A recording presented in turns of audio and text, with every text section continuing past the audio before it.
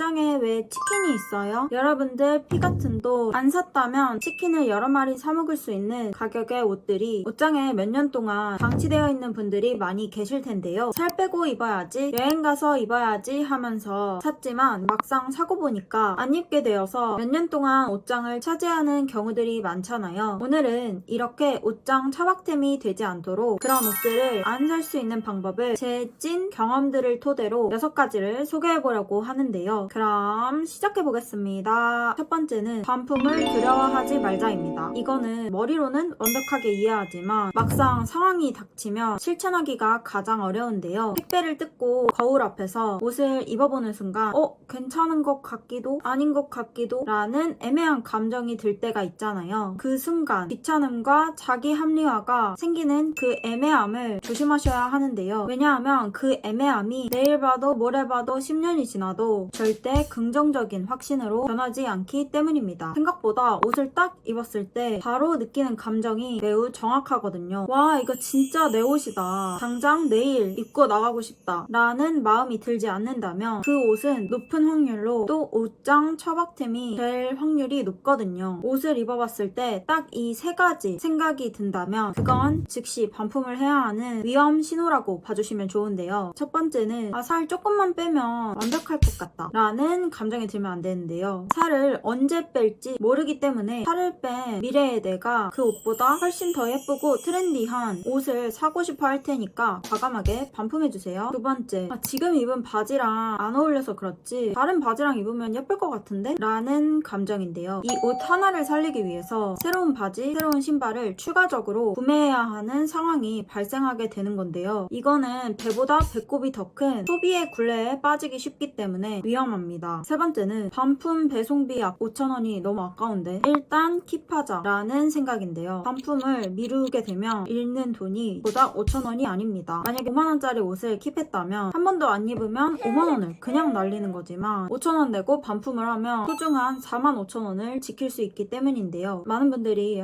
정 안 입으면 당근이나 전개장터에다가 팔자 라고 쉽게 생각하실 수도 있는데요. 하지만 현실은 옷을 다려가지고 예쁘게 사진을 찍어야 되고 상세 사이즈도 재서 올려야 되고 모르는 사람이 막 가격을 깎을 수도 있고 약속도 되게 귀찮잖아요. 그렇게 되면 막대한 정신적인 스트레스와 시간 낭비가 되기 쉽거든요. 그래서 결국 귀찮아서 방치하다가 헐값에 헌옷 수거함에 가는 거를 방지하기 위해서는 그냥 반품하시는 것을 추천드립니다. 두 번째는 유행템은 한 개만 사기인데요. 이게 한번 유행이 되면 걷잡을 수가 없잖아요. 트렌드를 따라가는 건 좋지만 유행하는 아이템이라면 카테고리별로 딱 한 개만 사시는 걸 추천드리고 싶은데요. 지금은 너무 예쁜 트렌드 아이템이 그냥 1년만 지나면 다음 시즌에는 옷장에서 꺼내기조차 민망한 한물간 옷이 되는 경우가 많기 때문입니다. 따라서 유행템은 기본적으로 수명이 짧은 옷이라고 생각을 해주시면 편한데요. 작년에 미친듯이 예뻐 보였던 바지핏 혹은 특정 브랜드의 로고 플레이가 올해는 갑자기 촌스럽게 보일 때가 있잖아요. 가장 경계해야 하는 부분은 유행하는 특정 디자인이 너무 마음에 든다고 해서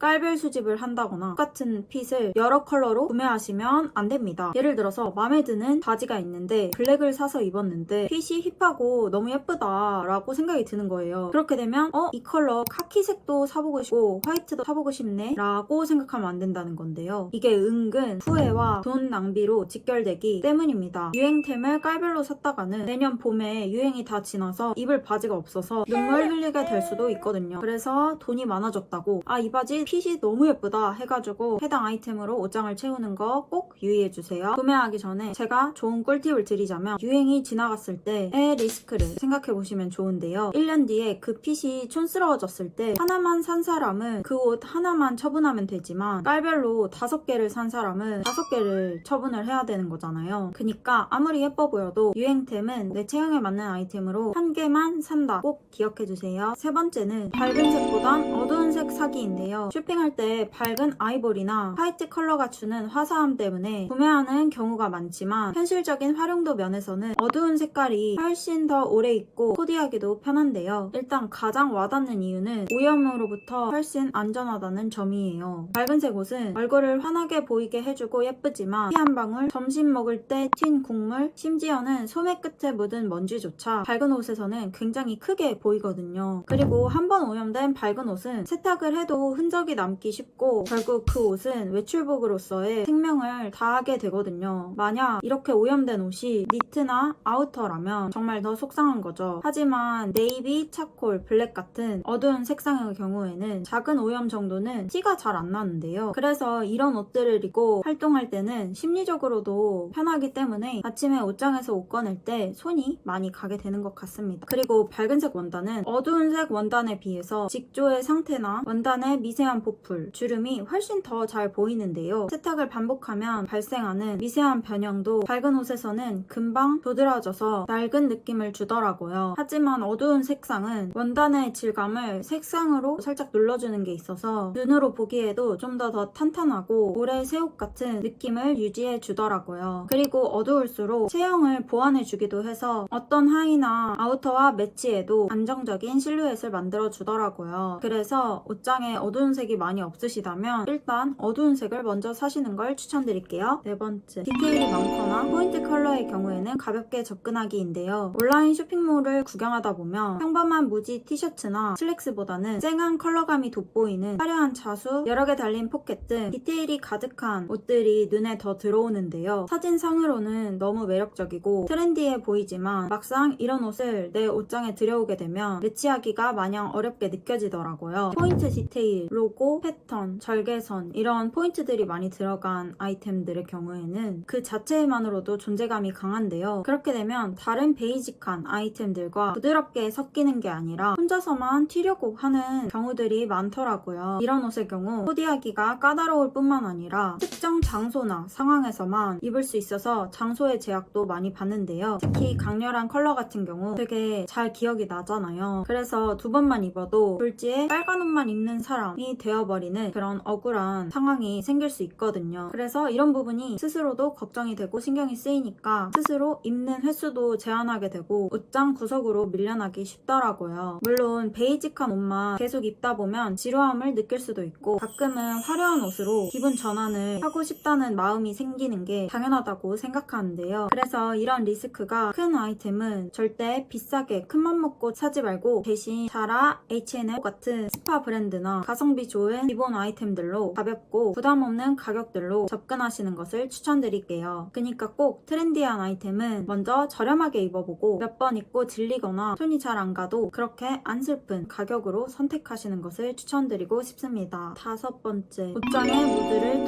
통일하기인데요. 옷을 살 때 그냥 그 한 제품만 보고 사는 경우들이 많잖아요. 쇼핑몰 모델이 입은 게 예뻐서 옷 디자인 자체가 예뻐 보여서 구매하게 되는데요. 하지만 내 옷장에 있는 다른 상의, 하의, 신발, 가방 다 고려해서 사야지 오래 입고 자주 입을 수 있습니다. 만약 확고한 취향이나 옷장에 전체적인 무드 없이 예쁜 것만 사게 되면 막상 외출하려고 할 때 아이템 하나하나는 다 예쁜데 어떻게 입어야 될지 몰라서 이상한 조합으로 입게 되거든요. 그래서 이 문제를 해결하는 방법은 내 옷장에 주력 무드를 설정하는 건데요. 본인의 라이프 스타일, 직업, 체형, 그리고 선호도를 고려해서 미니멀, 캐주얼, 스트릿, 아메카지, 시티보이 등 큰 틀을 하나 정하고 그 설정된 테두리 안에서만 선택하시면 됩니다. 그래서 구매하기 전에 이 옷이 내 옷장에 들어갔을 때 내가 가지고 있는 바지나 아우터랑 자연스럽게 매치가 되나? 이 질문에 확신 있게 그렇다 라고 답할 수 있으면 합격을 주면 됩니다. 하지만 이 옷 사려면 신발도 하나 더 사야겠는데? 라는 생각이 든다면 다시 한번 고민해보시는 것을 추천드릴게요. 여섯 번째, 두께와 가격의 반비례 법칙. 우리는 비싼 옷이라고 생각을 하면 무조건 좋은 옷이다, 오래 입는 옷이다 라고 생각을 하잖아요. 하지만 계절과 소재, 피부와의 접촉 빈도에 따라서 옷의 수명이 완전히 달라지기 때문에 이 부분을 꼭 유의를 해주셔야 하는데요. 티셔츠, 얇은 린넨 셔츠, 가벼운 여름 니트처럼 피부에 직접 닿거나 땀을 흡수해서 세탁기에 자주 들어가야 하는 옷들은 기본적으로 수명이 짧다고 생각해주시면 편한데요. 이게 여름철 옷들의 경우에는 땀을 흘리고 잦은 세탁과 건조 과정을 거치다 보면 결국 목둘레가 늘어나고 원단 색감도 흐려지고 변색도 오더라고요. 따라서 이런 아이템들의 경우 너무 비싸지 않은 아이템으로 구매하시는 것을 추천드립니다. 그래서 차라리 핏이 잘 맞고 세탁 후에도 변형이 적은 탄탄한 소재의 가성비 브랜드 제품을 적당한 가격대에 구매하시는 것을 추천드리고 싶은데요. 반대로 코트, 자켓같이 계절을 대표하는 옷으로 몸의 가장 바깥쪽에 입는 아우터의 경우 매일 세탁하지 않아도 되고 적절히 관리하면 5년에서 10년 아니면 그보다 더 오래 입어줄 수 있기 때문에 아우터만큼은 더 비싸더라도 신중하게 고르고 본인이 감당할 수 있는 한도 내에서 가장 좋은 퀄리티에 투자하는 것이 오히려 나중에 돈을 아낄 수 있는 방법이라고 생각합니다. 물론 베이직한 디자인으로요. 왜냐하면 아우터의 경우 소재나 어깨선에 떨어지는 핏이나 단추나 안감 같은 마감 디테일에 따라서 옷이 좋아 보이고 안 좋아 보이고가 엄청 크게 차이가 나더라고요. 그래서 꼭 이 부분 유의해주세요. 오늘은 이렇게 제가 살면서 느낀 쇼핑할 때 실패를 줄이는 방법에 대해서 말씀을 드렸는데요. 여러분들 중에 실패를 줄이는 다른 꿀팁이 있으시다면 저도 배워가도록 하겠습니다. 그럼 오늘은 여기서 마치도록 하겠습니다. 그럼 안녕.